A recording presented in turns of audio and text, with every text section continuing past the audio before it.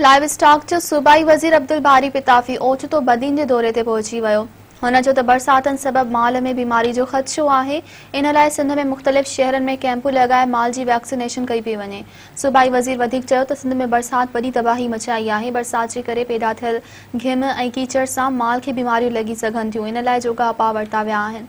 हुन गोलारची रोड ते जानवरनि जी वैक्सीन लाइ लॻायल कैंप ते पहुची सहाफ़ियुनि सां ॻाल्हाईंदे चयो त मौजूदा बरसातनि खां पोइ हिते जे जानवरनि में मुख़्तलिफ़ बीमारी फैलजण जे इम्काननि खे मुंहुं ॾियण लाइ तुर्त उपाउ वरिता आहिनि। मालवंद टीमनि सां सहकार कनि ही उन्हनि जे फ़ाइदे जी ॻाल्हि आहे। सूबाई वज़ीर चयो त बदीन में वेटनरी डॉक्टरनि जी खोट जल्द ख़त्म थी वेंदी।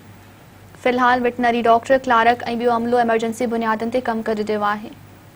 हुन लाइव स्टॉक खाते जे डिप्टी डायरेक्टर खे सख़्तीअ सां हिदायतूं कयूं त जितां जितां जानवरनि जो गुज़र थी रहियो आहे उते कैंपूं लॻाए जानवरनि जो इलाज कयो वञे ऐं अहिड़ी रिपोर्ट मूंखे फ़ौरी तौर ते ॾिनी वञे।